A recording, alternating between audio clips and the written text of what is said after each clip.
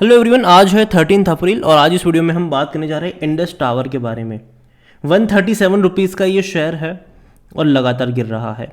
Q3 के जब इनके नतीजे आए और कंपनी ने लॉस दिखाया और लॉस की वजह थी भैया वोडाफोन आइडिया से पैसा नहीं आना, बड़ी प्रोविजनिंग इन्होंने करी थी।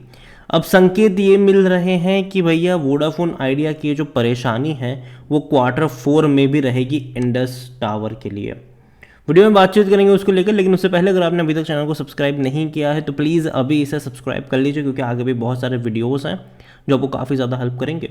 तो 137 रुपीज़ का शेयर है इंडस टावर का। एक महीने में अगर आप देखो तो गिरा है लगातार, और अगर आप देखो तो लगातार ये एक डाउनवर्ड ट्रेजेक्टरी शो कर रहा है। 150 रुपये से लगातार गिर रहा है ये हर रोज़। अगर हम बात करेंगे एक साल में, तो एक साल में 36% तक गिर चुका है। और एक साल का जो सबसे बड़ा लो इसने बनाया था वो इससे पहले भी 137 रुपीज़ पर गया था, लेकिन वहाँ से बाउंस बैक कर लिया था इसने, वापस गिर रहा है ये। और एक्चुअली में ये जो गिरावट की वजह थी वो वजह यही थी कि इनके Q3 के नतीजे आए थे और नतीजे काफ़ी ख़राब थे। शेयर टूट गया एक झटके में, 170 से 150 से भी नीचे 135 तक ये चला गया था। फिर तेज़ी दिखा रहा है अभी, ज़रूर ये बाद में तेज़ी दिखाई ज़रूर इसने, क्योंकि खबरें आना शुरू हुई कि भाई वोडाफोन में सब सही हो रहा है, सरकार यहाँ पर जो कर्जा है उसकी जगह डेट को ले रही है, तो फिर मतलब सॉरी शेयर्स को ले रही है, इक्विटी ले रही है, तो भागना शुरू कर गया। लेकिन बाद में क्या हुआ, गिर गया। और अभी भी अगर आप देखो तो इंडस टावर की जो रिपोर्ट्स आ रही है कि इंडस टावर के जो प्रॉफिट्स है उसमें 82% का फॉल आ सकता है। और अगेन वजह है वोडाफोन आइडिया। 1500 करोड़ की प्रोविजनिंग करनी पड़ सकती है इनको, और ये बड़ी बात है। अब देखिए, Indus tower is likely to make provisioning for around 1500 crore towards doubtful debt in financial fourth quarter. अमीर अगर आप देखो तो कस्टमर्स वोडाफोन आइडिया की अगर हम बात करें तो भाई वहाँ पर चैलेंजेस है, और इसी वजह से इनकी जो रेवेन्यू है उसमें प्रॉफिट जो है, प्रॉफिट आफ्टर टैक्स, उसमें इतनी बड़ी गिरावट आपको देखने को मिल सकती है। The final provisioning quantum would be based on loss making Vi's payment shortfall in the March quarter alone, since the Indus tower has already accounted for the provisioning shortfall. अगर आप देखो तो पिछले क्वार्टर में भी इन्होंने किया था, इस क्वार्टर में भी इनको करना पड़ सकता है।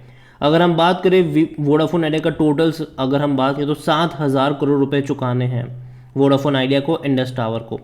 विथ इंडस्ट्री एग्जीक्यूटिव अगर आप देखोगे तो मंथली ड्यूज अगर आप देखो कंपनी का वो 500 करोड़ है, 500 करोड़। और अगर नहीं चुकाएंगे तो जाहिर सी बात है 1500 करोड़ की प्रोविजनिंग करनी पड़ गई इनको यहाँ पर, और यही वजह है कि दिक्कत है, और दिक्कत रहेगी यहाँ पर, दिक्कत रहेगी।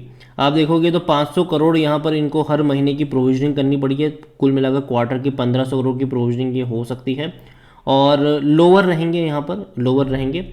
GeM financial back the view saying the Indus earning before tax is, अगर आप देखोगे तो इबिटा और operating income would be also hurt in the March quarter due to the problem, मतलब जो प्रोविजनिंग है उसके चलते। तो दिक्कत यहाँ पर होगी, और जब नतीजे आएंगे वो उतने ज़्यादा अच्छे नहीं होंगे इंडस टावर के। इंडस टावर की बात करने जाए तो वॉल्यूम्स आज देखा जाए तो थोड़े से कम है, 31 से 32 लाख के आसपास देखने को मिले। इतना ही नहीं, कंपनी में according to money control user 22% लोग कह रहे कि बेचो और भाग जाओ, 67% लोग कह रहे खरीदारी करो, 11% लोग कह रहे होल्ड करो। कंपनी में अगर आप देखोगे डिविडेंड देखो अच्छा पे करता है ये।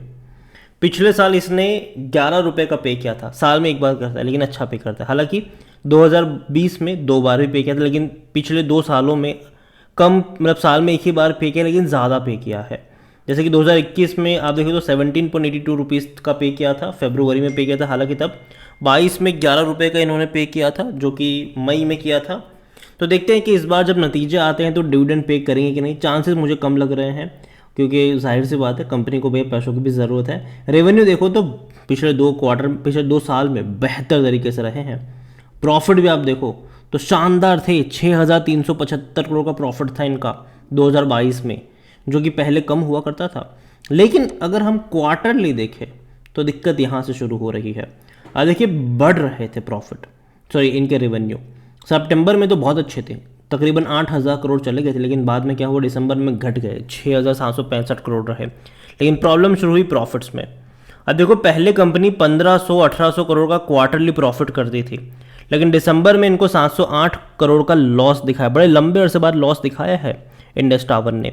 और अभी देखना होगा कि मार्च में कैसे आएंगे, हालांकि कम आ सकते हैं क्योंकि जाहिर सी बात है वोडाफोन आइडिया इनके गले की हड्डी बना हुआ है, जिसको ना ये निगल सकते हैं ना फेंक सकते हैं। तो दिक्कत है यहाँ पर, काफ़ी बड़ी दिक्कत हो रही है और नतीजे के ऊपर नज़र होगी। और नतीजे की जहाँ तक अगर हम बात करें तो कंपनी के जो रिजल्ट्स हैं अभी तक कोई डेट सामने नहीं आई है कि क्वार्टरली रिजल्ट्स कब आएंगे। जैसे ही डेट आती है डेफिनेटली हम उसके बारे में बातचीत भी करेंगे। इंडस टावर देखा जाए तो 15 का पी रेशो है, जो कि कम है, सेक्टर पी 29 के आसपास का है, सस्ता कह सकते हो आप इसको। लेकिन सिर्फ 15% एनालिस्ट ही कहते हैं खरीदारी करो। अगर हम बात करें होल्डिंग की, शेयर होल्डिंग की अगर हम बात करें यहाँ पर, तो यहाँ पर 69% की होल्डिंग है प्रमोटर के पास, उनमें से 21% की होल्डिंग गिरवी भी है। हालांकि दिसंबर क्वार्टर की होल्डिंग है, जब मार्च की होगी तो कई सारे चेंजेस आपको देखने को मिल सकते हैं, क्योंकि प्रमोटर अपनी होल्डिंग को बढ़ा रहे हैं। यहाँ पर एयरटेल अपनी होल्डिंग को बढ़ा रहा है। 0.55% है म्यूचुअल फंड्स के पास, 2.32% है डोमेस्टिक इंस्टीट्यूशन के पास। एफआईएस बहुत बड़ी क्वांटिटी में है, 26.60% है एफआईएस, बहुत बड़ी क्वांटिटी है ये। रिटेल और अदर की 1.52% की होल्डिंग है, जिनमें से रिटेल इन्वेस्टर्स 1.08% है। देखिए दिसंबर क्वार्टर तक अगर हम देखें तो दिक्कतें डेफिनेटली दिखी थी, जब रिजल्ट्स आए थे तब दिखी थी दिक्कत यहाँ पर। और उसके बाद काफ़ी लोगों ने बिकवाली भी करी होगी, बड़े बड़े फंड हाउस ने भी शायद बेचा होगा। अभी तक कोई अपडेट नहीं है उसकी, लेकिन मुझे लगता है कि शायद कुछ बिकवाली हुई होगी यहाँ पर। तो देखना इंटरेस्टिंग होगा मार्च क्वार्टर की जब शेयर होल्डिंग पैटर्न आएगी कि कौन बेच रहा था कौन खरीद रहा था इस सिचुएशन में। तो देखो अभी के लिए मुझे लगता है कि इंडस टावर उतनी स्ट्रांग पोजीशन पर नहीं है, जब तक नतीजे नहीं आ जाते तब तक, जब तक रिजल्ट्स नहीं आते तब तक मैं कहूँगा कि जल्दबाजी मत करना। हाँ खरीदारी करिए तो बने रहो, यहाँ पर बेच कर निकलने की ज़रूरत नहीं है। लेकिन जहाँ तक बात है फ्रेश बाइंग की, तो मैं फ्रेश बाइंग को अभी के लिए अवॉइड करूँगा इंडस टावर में, क्योंकि जब तक इनके क्वार्टरली रिजल्ट्स नहीं आते। और देखो ये जो वोडाफोन है ना, वो इनको परेशान करेगा, अगले कुछ क्वार्टर तक परेशान करेगा। जैसे कि अभी हम बात करें कि क्वार्टर 4 में शायद यहाँ पर इनको 1500 करोड़ की प्रोविजन करनी पड़ सकती है। तो हो सकता है कि जब क्वार्टर 1 आए उसके बाद का जो क्वार्टर है, जून क्वार्टर 2024 का फाइनेंशियल ईयर का, तब शायद और बड़ी प्रोविजनिंग करनी पड़ सकती है इनको, मतलब तब भी प्रोविजनिंग करनी पड़ेगी। क्योंकि दिक्कत है वोडाफोन आइडिया जब तक मुश्किल से बाहर नहीं निकलेगा तब तक भैया इनकी भी नैया पार नहीं लगने वाली है। और वोडाफोन आइडिया के ऊपर इतना सारा कर्जा है कि कंपनी बहुत ज़्यादा प्रॉब्लमेटिक है, कंपनी में बहुत ज़्यादा दिक्कत चल रही है। तो उसका कहीं ना कहीं जो लोड शेयर है वो इंडस टावर को यहाँ पर करना पड़ रहा है। लेकिन बड़ी बात यह है इंडस टावर में कि सिर्फ वोडाफोन आइडिया अकेला इनका क्लाइंट नहीं है, भारती एयरटेल इनका सबसे बड़ा क्लाइंट है। और दूसरी बात करें तो भैया भारती एयरटेल ही यहाँ पर बड़े प्रमोटर के तौर पर है, ठीक है। भारती एयरटेल यहाँ पर प्रमोटर, इंडस टावर के प्रमोटर भारती एयरटेल आपको देखने को मिलेंगे। और भारती एयरटेल धीरे धीरे पता है क्या कर रही है, इंडस टावर में अपना स्टेक बढ़ा रही है। वोडाफोन आइडिया के पास भी इंडस टावर में स्टेक है, वोडाफोन आइडिया अपने स्टेक शायद बेचेगी आने वाले दौर में, तो भारती एयरटेल उसको खरीद लेगा। एयरटेल जो है वो यहाँ पर स्टेक खरीदता रहेगा और धीरे धीरे यहाँ पर बड़ी होल्डिंग जो है वो आपको आने वाले दौर में इंडस टावर में भारती एयरटेल की देखने को मिल सकती है। तो अभी देखो शॉर्ट टर्म थोड़ा सा परेशान करेगा इंडस टावर में, और मुझे लगता है कि इसी गिरावट में भी खरीदारी के मौके नजर आएंगे। अगर हम बात करें पिछले 5 साल में, तो 5 साल में देखोगे तो भैया यहाँ पर जो गिरावट बनी थी, और मतलब देखा जाए तो उतनी बड़ी गिरावट नहीं थी। यहाँ बीच में आई थी तो 200 रुपये तक गया था, वहाँ से बड़ी रफ्तार बनी 317 पे गया। उसके बाद अगर आप देखो तो लगातार ये डिक्लाइन फेज़ है, और जैसे ही वोडाफोन की खबर आई तब तो ये और ज़्यादा नहीं यहाँ पर नीचे गिरता नज़र आ गया। ओवरऑल अभी के लिए अवॉइड करिए कुछ हफ्तों के लिए, जब तक इनके क्वार्टरली रिजल्ट्स नहीं आ जाते। जैसे ही आएंगे डेफिनेटली हम उसके बारे में बातचीत भी करेंगे। खरीदारी करिए तो बने रह सकते हो यहाँ पर, लेकिन जहाँ तक बात है फ्रेश बाइंग की, एवरेज करने की, तो अभी उतनी ज़्यादा जल्दबाजी मत कर लेना। वीडियो को यहीं पे एंड करूँगा, पसंद आया हो तो लाइक करो, शेयर करो, चैनल अगर पहले बार है तो प्लीज़ सब्सक्राइब करें। और इंडस टावर के बारे में आप क्या सोचते हैं वो भी आप मुझे कमेंट में लिख के बता सकते हैं। उसके अलावा वोडाफोन आइडिया 6 रुपये का शेयर है, और अगर आप चाहते हैं कि मैं इसके ऊपर भी एक डिटेल वीडियो बनाऊँ तो कमेंट में वोडाफोन आइडिया लिखेगा। जितनी ज़्यादा कमेंट आएगी उतना ही जल्दी वीडियो आएगा। Thank you.